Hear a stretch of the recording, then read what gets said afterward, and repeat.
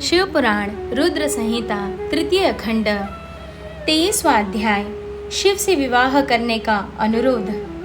ब्रह्मा जी कहते हैं, हे नारद, देवताओं ने वहां पहुंचकर भगवान शिव को प्रणाम करके उनकी स्तुति की।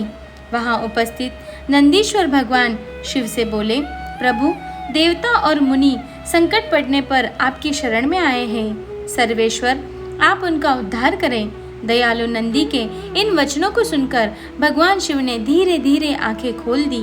समाधि से विरत होकर परम ज्ञानी परमात्मा भगवान शंकर देवताओं से बोले, हे ब्रह्मा जी, हे श्री हरि विष्णु एवं अन्य देवताओं, आप सब यहाँ एक साथ क्यों आए हैं? आपके आने का क्या प्रयोजन है? आप सभी को साथ देखकर लगता है कि अवश्य ही कोई महत्वपूर्ण बात है। अंत आप मुझे उस बात से अवगत कराएं। भगवान शंकर के ये वचन सुनकर सभी देवताओं का भय पूर्णतः दूर हो गया और वे प्रसन्न होकर भगवान विष्णु को देखने लगे।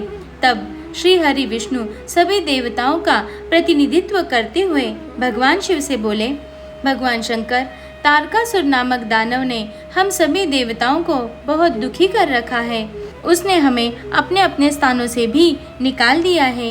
यही सब बताने के लिए हम सब देवता आपके पास आए हैं। भगवान ब्रह्मा जी द्वारा प्राप्त वरदान के फलस्वरूप उस तारकासुर की मृत्यु आपके पुत्र द्वारा ही निश्चित है। हे स्वामी, आप उस दुष्ट का नाश कर हम सबकी रक्षा करें, हम सबका उद्धार कीजिए। प्रभु, आप हिमालय पुत्री पार्वती का पाणी ग्रहण कीजिए। आपका विवाह ही हमारे कष्टों को दूर कर सकता है। आप भक्त वत्सल हैं। अपने भक्तों के दुखों को दूर करने के लिए आप देवी पार्वती से शीघ्र विवाह कर लीजिए।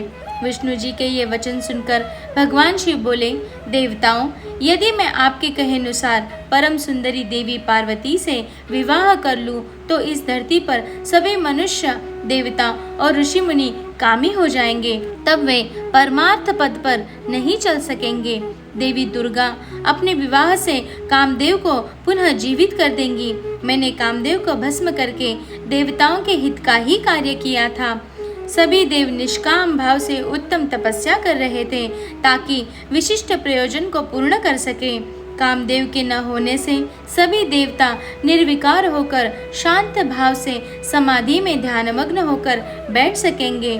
काम से क्रोध होता है, क्रोध से मोह हो जाता है और मोह के फलस्वरूप तपस्या नष्ट हो जाती है। इसीलिए मैं तो आप सबसे भी यही कहता हूँ कि आप भी काम और क्रोध का त्याग कर तपस्या करें। ब्रह्मा जी बोले, हे नारद, त्रिलोकीनाथ भगवान शिव के मुख से इस प्रकार की बातें सुनकर हम सभी हतप्रभ से उन्हें देखते रहे और वे हम सब देवताओं और मुनियों को निष्काम होने का उपदेश देकर चुप हो गए और पुनः पहले की भांति सुस्थिर होकर ध्यान में लीन हो गए।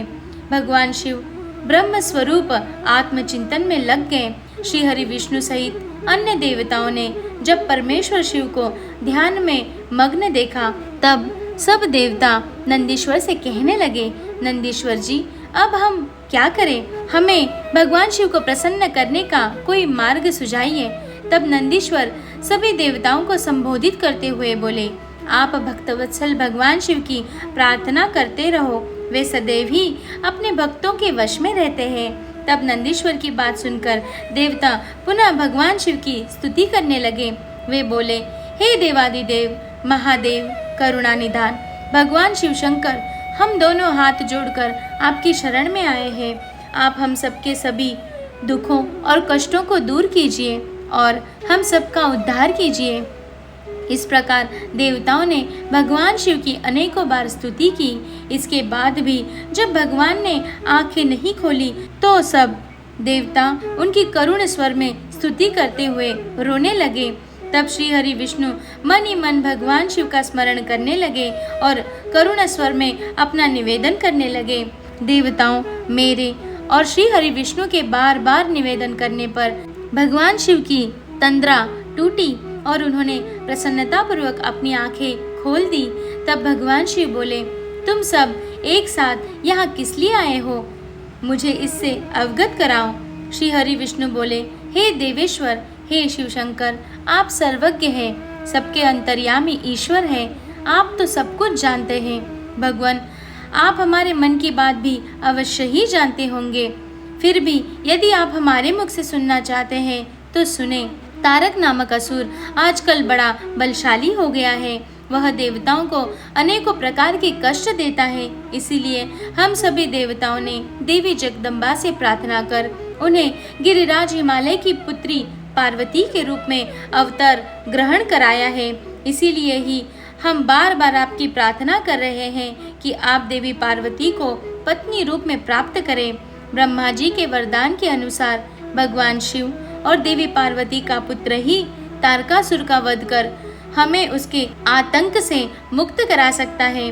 मुनि श्रेष्ठ नारद के उपदेश के अनुसार देवी पार्वती कठोर तपस्या कर रही है। उनकी तपस्या के तेज के प्रभाव से समस्त चराचर जगत संतप्त हो गया है।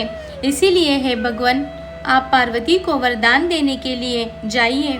हे प्रभु, देवताओं पर आए इस संकट और उनके दुखों को मिटाने के लिए आप देवी पार्वती पर अपनी कृपा दृष्टि कीजिए। आपका विवाह उत्सव देखने के लिए हम सभी बहुत उत्साहित हैं। अंत प्रभु, आप शीघ्र ही विवाह बंधन में बंधकर हमारी इस इच्छा को भी पूरा करें।